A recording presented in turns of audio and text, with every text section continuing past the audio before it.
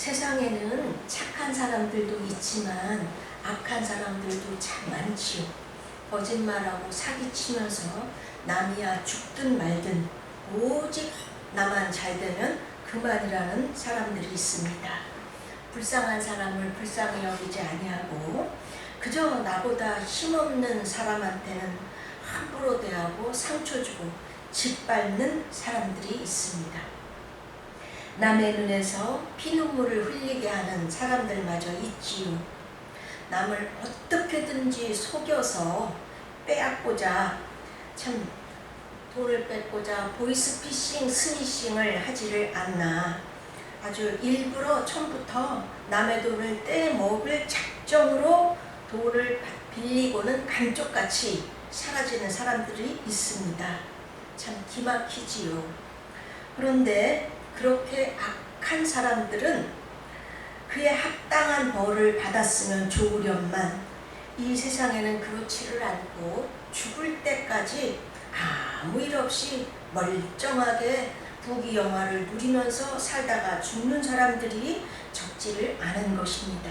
대표적으로 소련의 공산 독재자 이오시프 스탈린은 악하기가 그냥 짝이 없어서 정치범, 기독교인, 그리고 무고한 시민들까지 그냥 무조건 죽이거나 그냥 그 강제노동 수용소에 가둬서 참혹한 그렇게 사람들을 괴롭히던 사람이 무려 2천만 이상이나 죽였다고 합니다. 예, 정말 천인공노할 악인이죠.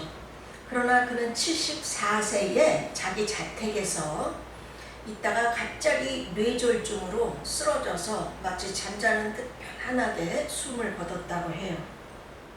죽을 때까지 권세와 부귀영화를 누리다가 죽은 것입니다. 또 우간다의 군사 독재자 이디 아민은 수십만 명을 죽이고 고문하고 끔찍한 인권 유린을 저질렀지만은 실각한 후에는 사우디아라비아로 망명을 가서 호화롭게 살다가 78세에 고혈압과 신경마비로 갑자기 그냥 편안하게 죽었다고 그래요. 이런 유명한 사람들 말고도 평범한 사람들 중에도 다른 사람에게 악을 행했는데 그에 합당한 벌을 받지를 않고 평안히 살다가 죽는 사람이 이 세상에는 참으로 많습니다. 그래서 시편 73편 3절에서 12절을 보면 이는 내가 악인의 형통함을 보고 오만한 자를 질투하였음이로다.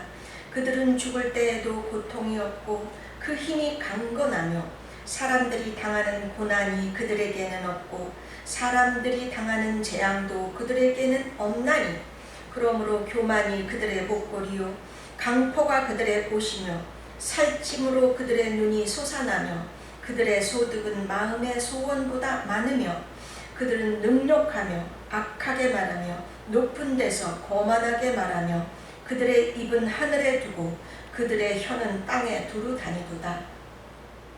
그러므로 그의 백성이 이리로 돌아와서 잔에 가득한 물을 다 마시며 말하기를 하나님이 어찌하랴 지존자에게 지식이 있으랴 하는도다. 볼지어다 이들은 악인들이라도 항상 편안하고 재물은 더욱 불어나도다 라고 말하는 것입니다. 동서고금을 막론하고요. 이 세상에는 이렇게 악한 사람들이 이 땅에 사는 동안에 아무런 징벌을 받지 않고 편안하게 천수를 누리다가 가는 사람들이 많이 있습니다.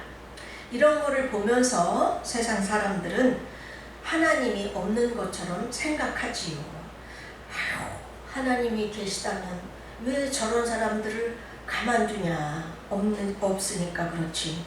또 우리 크리스찬들도 하나님은 왜 저런 사람들을 가만히만 두시는 걸까? 참 의아해 합니다. 그러나 여기에는 우리 평범한 사람들은 잘 알 수 없는 하나님의 귀한 섭리가 숨어 있습니다. 하나님의 고도의 지혜인 것이죠. 자, 그럼 그것이 무엇이냐 알아보겠습니다.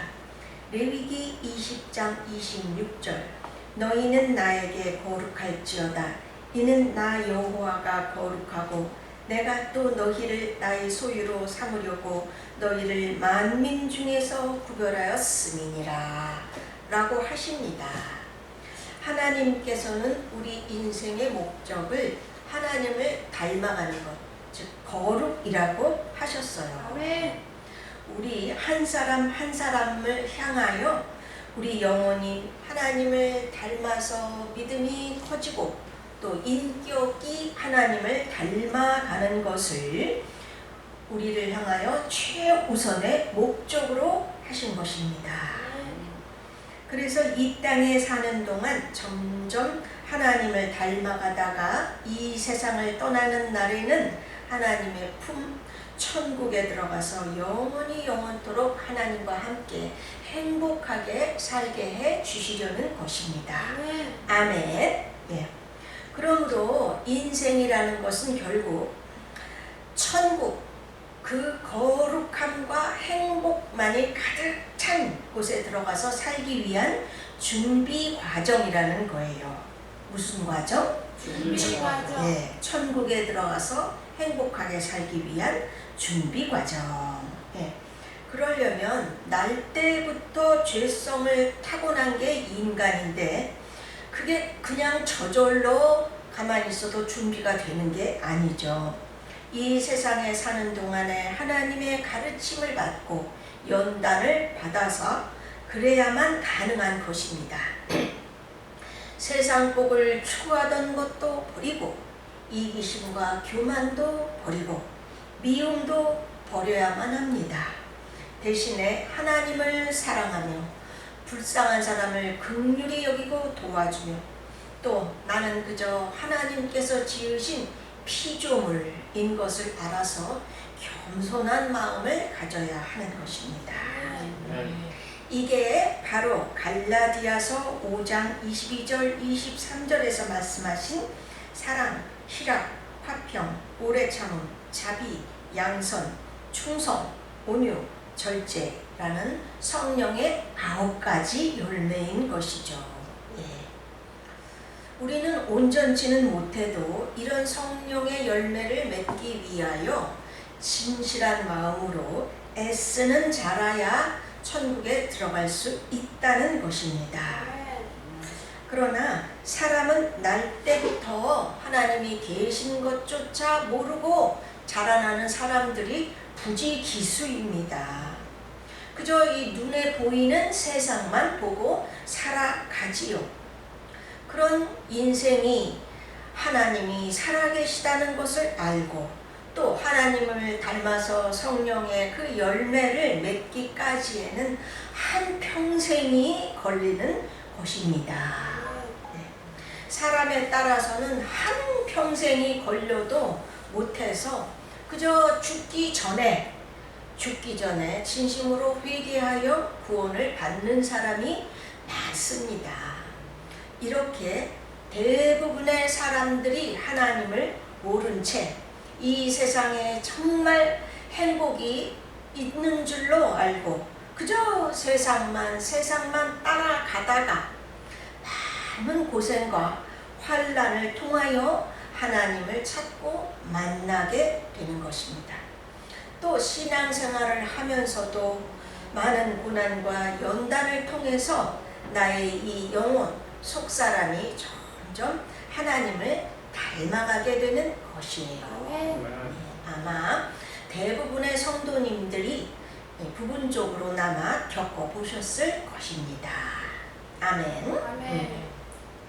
그런데 오늘 말씀에서 중요한 점은 이렇게 우리 인생의 목적이 거룩이며 천국에 들어가기 위한 준비 과정인데 그렇다면 왜 하나님은 고의적으로 악을 그렇게 행하는 사람들을 왜 그냥 두시냐 하는 이것입니다. 그것은 이런 것입니다. 우리 인간에게는 자유의지가 있지요. 무엇이든 내 마음대로 선택할 수 있는 자유가 있다는 거예요.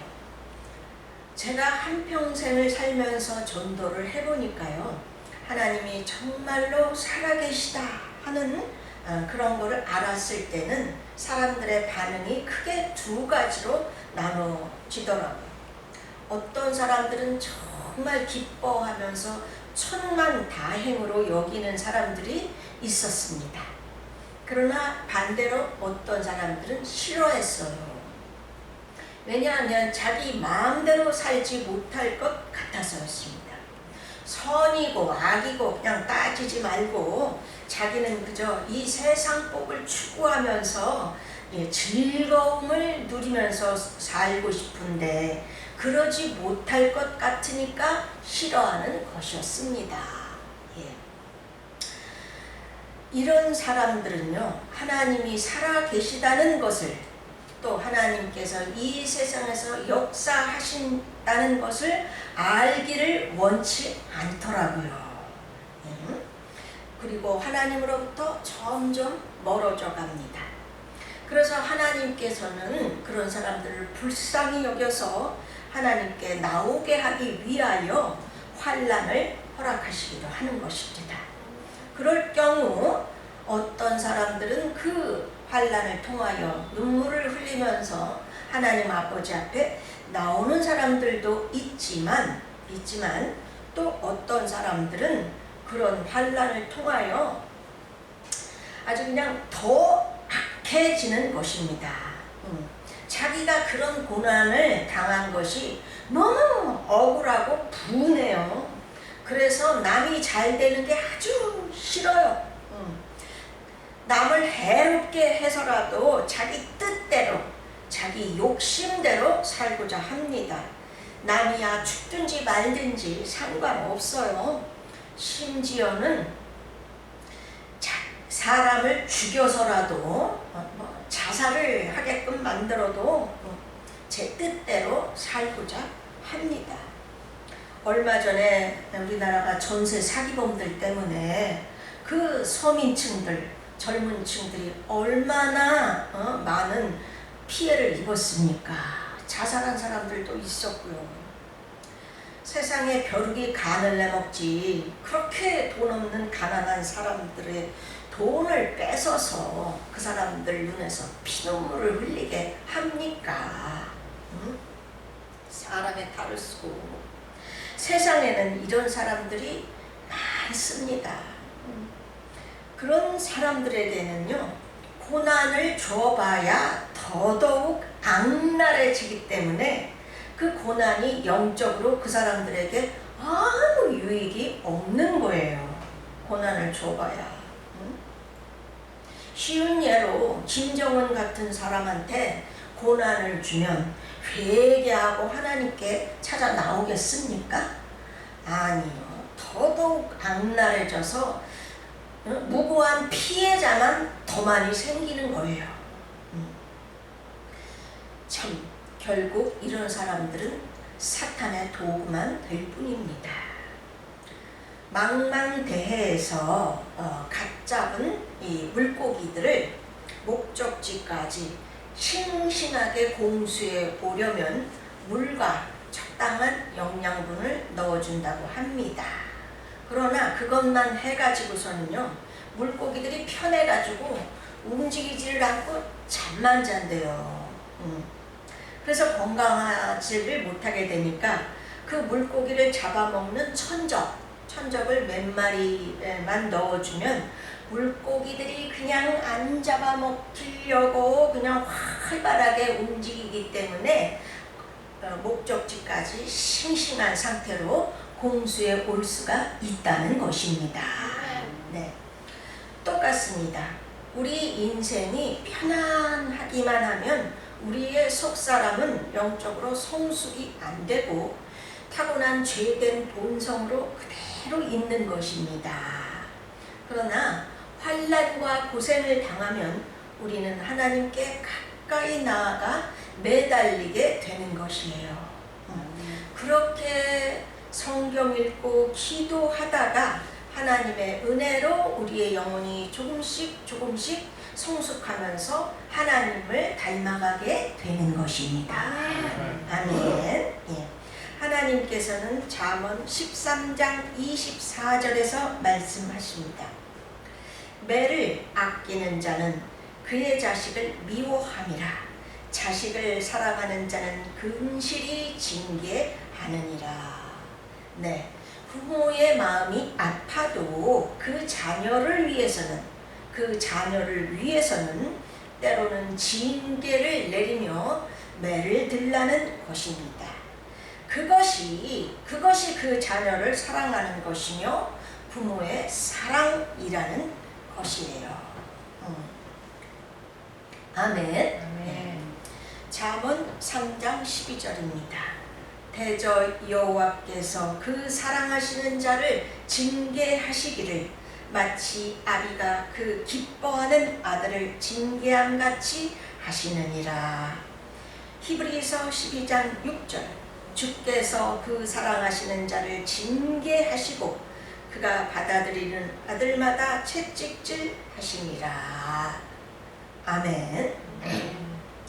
네, 이렇게 하나님께서는 우리들을 사랑하시기 때문에 우리를 위해서, 누구를 위해서? 우리를 위해서 징계를 내리신다는 것이죠. 우리 인생에 고통과 환난을 허락하신다는 것입니다. 오히려 징계는 다 받는 것이거늘 너희에게 없으면 사생자요 친아들이 아니니라 라고 히브리서 12장 8절에서 말씀을 하신 거예요. 그렇습니다. 죄를 두려워 아니하고 악하게 사는데도 그 인생에 징계가 없다면 그는 하나님의 자녀가 아니라는 것입니다. 무섭죠.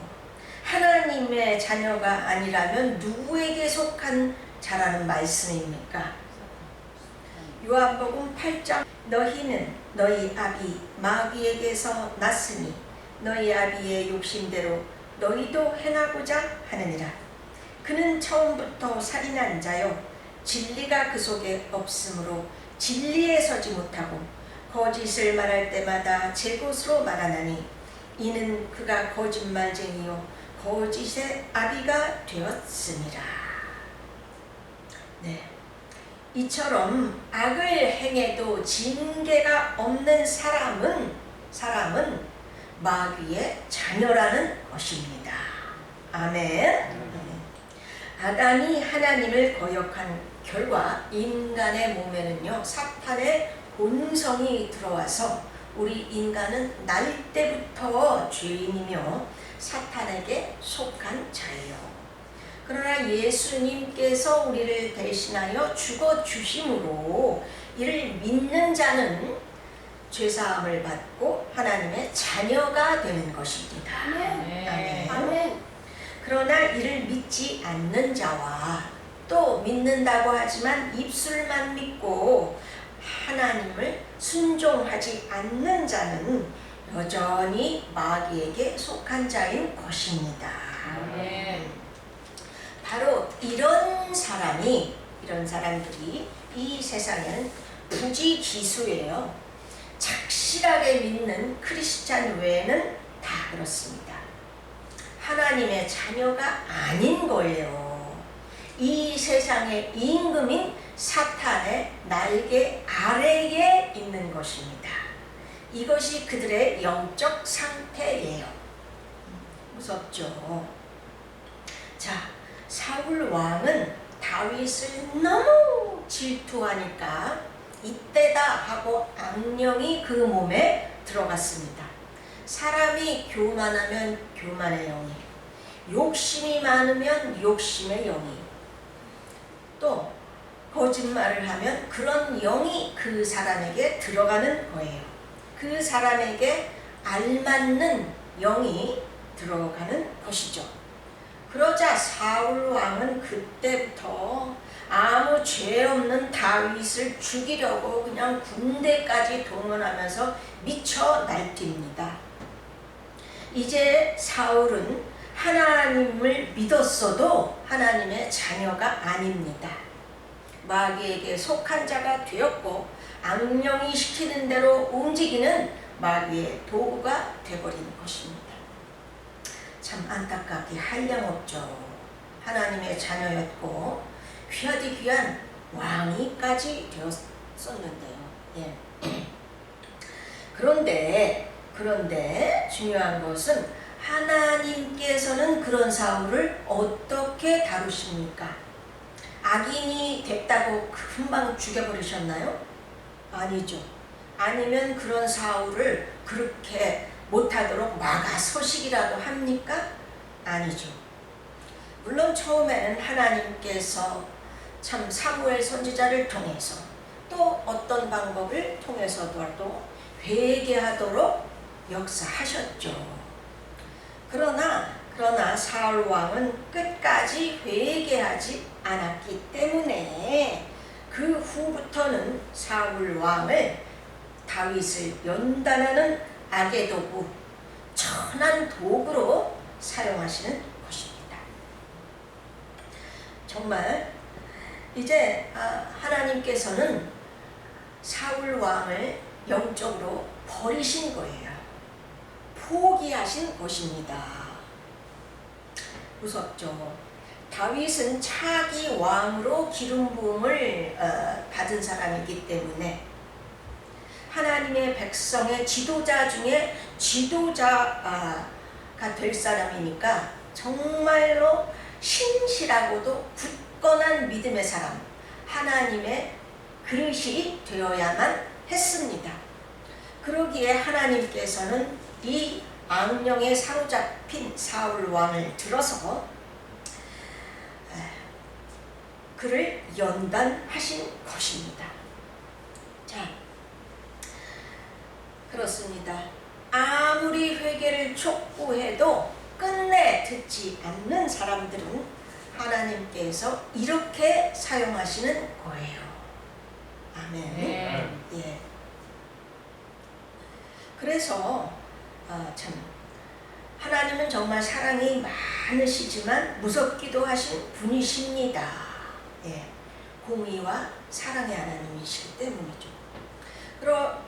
그러니까 사울 왕은 여전히 왕위에 앉아서 아무런 징계도 받지 않고 떵떵거리면서 그저 그냥 다윗을 찾아 죽이려고 날뛰고 아무 징벌도 받지 않고 끝까지 권세와 부귀영화를 누리다가 죽었어요. 겉보기에는 사울 왕은 아무런 징계를 받은 것 같지가 않아요. 그러나 실상은 그는 가장 무서운 형벌, 즉 하나님께 버림받았고 하나님이 포기하신 사람이 되었다는 것입니다. 영적인 형벌을 받은 거예요. 아멘. 네. 실로 하나님의 지혜는요, 인간이 따를 수가 없어요. 자, 그런데 이런 형벌은 사울 왕만 받는 게 아니죠. 우리도 마찬가지입니다. 아무리 회개를 촉구해도 끝내 듣지 않는 사람은 하나님께 버림을 받을 수밖에 없는 것입니다. 그리고 하나님께서는 그런 사람들을 아직 영적으로 연약한 우리 같은 사람을 훈련하고 연단하는 악의 도구로 사용하신다는 것입니다. 김일성, 히틀러, 스탈린 같은 사람들이 대표적이지만 그런 유명한 사람 말고도 이 세상에는 이런 악을 행하는 사람들이 참으로 많습니다. 우리 성도님들 각자의 주변에도 있을 수 있습니다. 그런 중요한 이유가 있기 때문에 하나님께서는 그런 사람들을 죽을 때까지 아무런 징벌을 받지 아니하고 편하게 악을 행하며 살다 죽게 하시는 것입니다.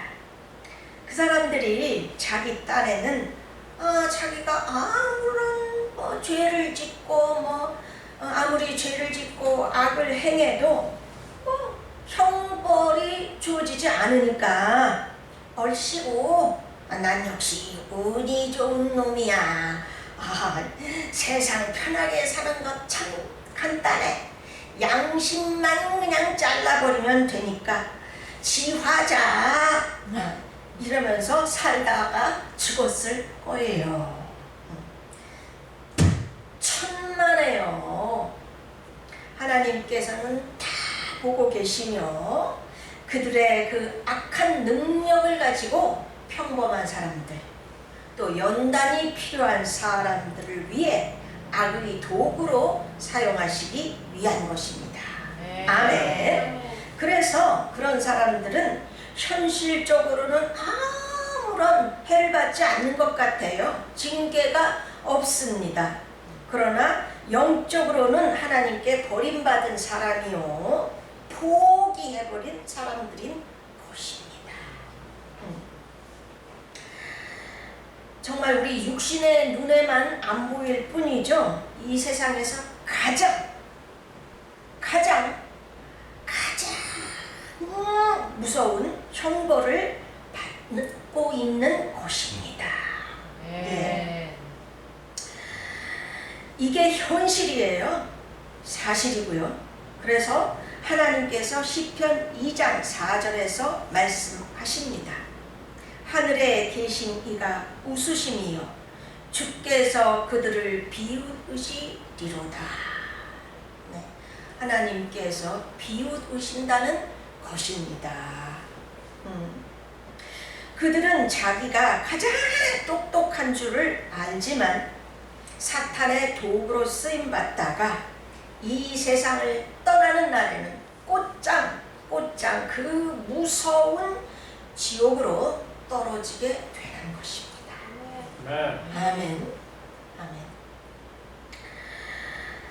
그러므로 사랑하는 성도님 여러분, 내 눈에 눈물을 흘리게 한 사람이 또 직접적으로 나한테 해를 가한 것은 아니지만 누가 봐도 악한 사람이 아무런 벌을 받지 않고 죽을 때까지 편안히 살고 부귀영화를 누리다가 죽었다고 해서 하나님은 무엇이나 정말 이 세상을 보살피시는 건가 하고 하나님을 의심하거나 시험에 들지 마세요. 오히려 하나님께서는 그 악인으로 인하여 눈물을 흘린 바로 나에게 소망이 있다고 보시는 것입니다. 아멘. 무척 중요해요. 자, 아직 하나님을 안 믿는 사람들 혹은 믿는 신자라도 아직 연약하기 때문에 고난을 통하여 환난을 통하여 굳건한 하나님의 자녀로 만들어 주시려는 것입니다. 아멘. 예. 그러므로 이 동영상을 시청하시는 성도님 여러분, 사업이 열심히 내 딴에는 하는데도 계속 안 되고 아주 고통스러운 가운데 계십니까? 집안에 우환이 있습니까? 자녀가 그냥 너무 속을 썩입니까? 나는 뭐 별 죄를 짓지도 않은 것 같은데 그냥 고난이 많아가지고 고생하며 살고 있고, 저렇게 악한 자는 큰 죄를 짓고도 저렇게 아무 고난이 없고 떵떵거리며 잘 살고 있다고 해서 하나님께 시험이 들고 믿음이 약해지지 마시기를 바랍니다. 아멘. 아멘. 이거 무척 중요해요. 사람들을 만나보니까 이거에 대한 그 궁금함, 이런 거를 갖고 있는 사람들이 뭐 대다수더라고요. 하나님께서는 당신의 영적인 연약함을 떨치고 굳건한 그릇, 귀한 그릇을 만들려고 그러시는 것입니다. 나아가 하나님의 나라를 확장하는데 귀한 도구로 사용해 주시려고 그러시는 거예요. 아멘. 아멘. 아멘. 아멘. 그러므로 나에게 고난이 있다는 것은, 환난이 닥친다는 것은 하나님께서 나를 포기하지 않으셨다는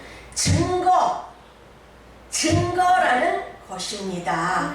아멘. 아멘. 아시겠지요? 아멘. 오히려 하나님께서 포기해버린 사람들은 죄를 지어도 고난이 없어요.